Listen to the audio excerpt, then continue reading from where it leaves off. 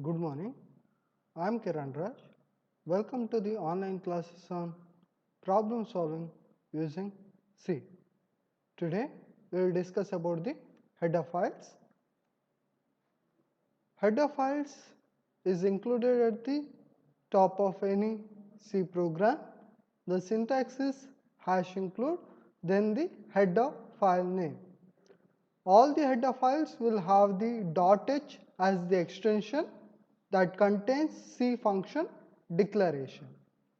Header files are imported into the C program with the help of the preprocessor, that is #include, and user can create his own header file. You have to open the file with the extension, or you have to create the file with the extension .h, and afterwards you can write the declaration of the program or the function, then you can close that. Afterwards, in the another program where you want that header file, you can directly use #include, then the header file name. There are various header files are available. Some of them are stdio.h, which is used for input and output functions, conio.h, which will be handling console input and output operation, math.h, which is handling mathematical operation or mathematical function, time.h related to date and time function, string.h which helps in string function, stdlib.h which helps in general utility function, complex.h a set of functions that are needed for the complex numbers, then ctype.h which is used for character handling function, assert.h which is used in the diagnostic functions,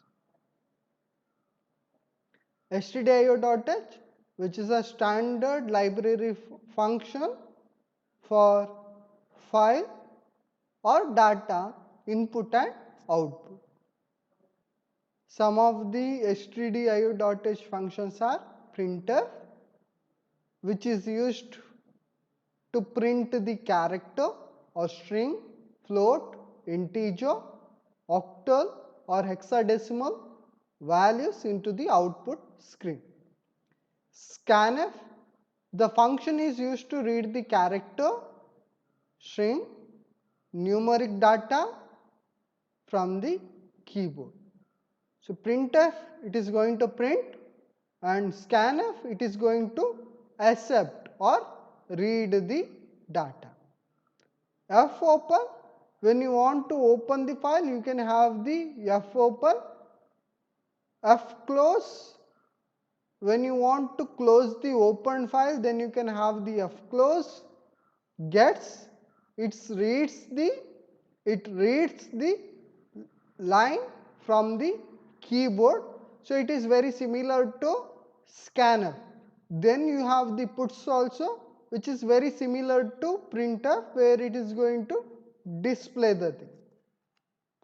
Next you have the conio.h function.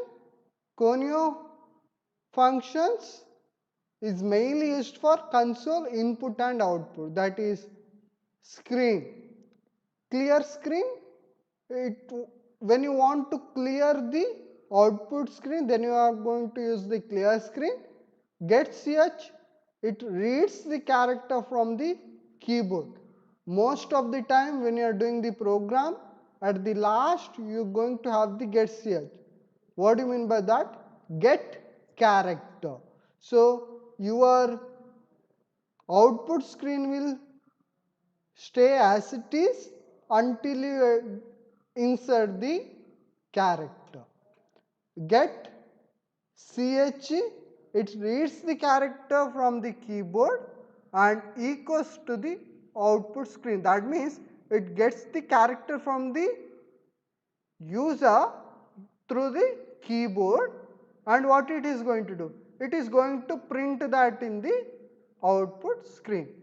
Text color, it is used to change the text color, text background. When you want to change the background of the text, you can have the text background.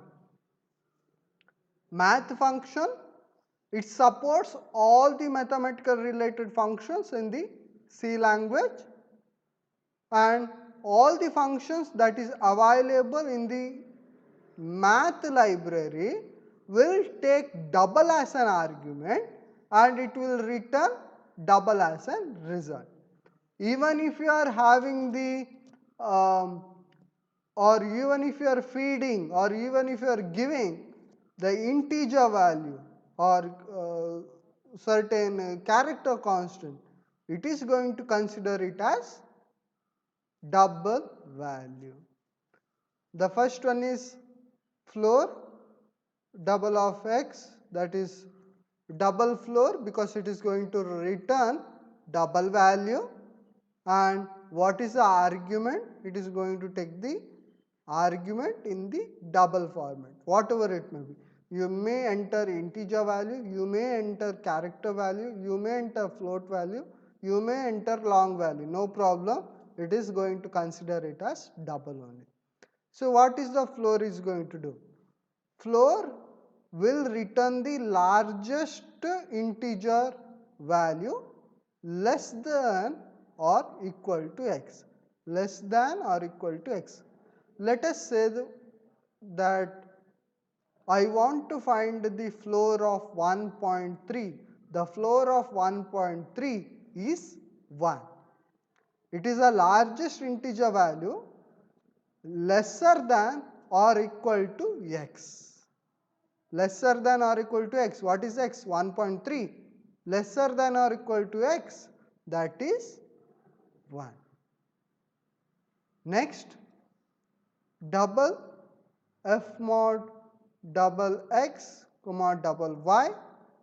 So as you can see here, it is going to take two arguments or two parameters, right? So what it is going to do? It is going to mod function. Mod function is going to write the remainder of x divided by y. Double mod f. So while coming to the double mod f, it is doing the same modulus function, but it is going to write the fraction part separate and the integer part separate. Now next one is pow, that is power. Double pow double x comma double y, that means x to the power y. Now let us say that I have the expression pow 2 comma 3, that means 2 to the power 3. It is going to calculate 2 to the power 3, that is 2 into 2 4, 4 into 2 8. Squat, it is going to write square root of the x. Let us say that x is 4, then square root is 2. Ceil, it is the opposite of the floor function. So what is floor? It is going to write the largest integer value which is lesser than or equal to x, while coming to ceil, it is going to write the smallest integer value greater than or equal to x. For example, let me consider ceil of 1.5, that means it is going to write the greater than, greater value, right? So greater value 1.5, greater value is 2. Double fabs double of x, it is going to write the absolute value of x. For example, if I am having a my negative number, it is going to write the positive number. Okay, floor, it is already over. A cos, it is going to write the a cosine, that is arc cosine of x in radians. A sine, it is going to write arc sine of x. A tan, that is going to write the arc tangent of x. A tan 2, which is going to write the arc tangent in radians of y by x. and cos it is going to write the cosine radian angle, cos h it is going to write the hyperbolic cosine angle, sine it is going to write the sine of radian angle x, sin h that is a hyperbolic sine of x, tan h that is a hyperbolic tangent of x. So these things are trigonometric functions which comes under mass. Then you have the exp, that is exponential value. So e to the raised x power, that is e to the power x. Now log, it is going to calculate the natural logarithmic value based on the base e. Now log 10, that is going to calculate the common logarithm base of 10. Time function. Time function, it is mainly used to interact with the system time, routine and formatted time outputs. Some of the functions are get date, so it is going to get the CPU time. Set date, it is going to modify the system date, that is CPU time. Then clock, it is going to current system time will be printed, or you will get the current system time. Time, it is used to get the current system time as structure.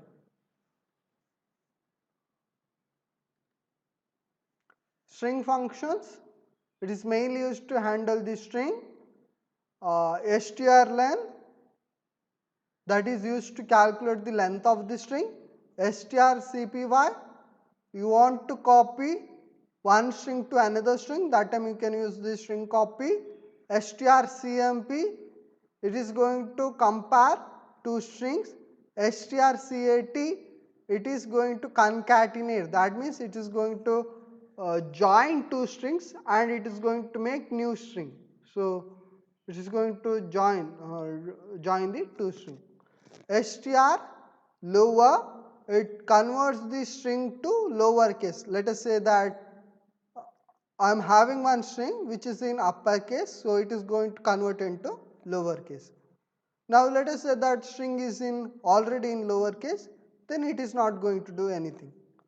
String upper, it is going to convert the string to the uppercase. While coming to strlen, then str lower and str upper, you are going to require only one argument. While coming to the strcpy, strcmp and your strcat, you require two strings. In the other functions, you are going to require only one string. C-type .h functions, this is related to the characters. So to upper ch, if the ch is in lower letter or lower case letter, then what it is going to do? It is going to convert that character from lower case to upper case. If it is in upper case, then it will be in upper case only. Then you can have the to lower also, where it will convert the character to lower case. Is digit, it will check whether the ch is digit or not. If it is digit, then it is going to print or have the non-zero number. But let us say that it is not digit, then it is going to have 0. Why 0? 0 means false. Non-zero numbers are true or non-negative numbers are true. Is lower, it is again going to check whether the character is lower letter or not, or lower case or not. If it is lower case letter, then it is going to print non-zero value, that is true. If it is not lower, then it is going to write 0. That means false.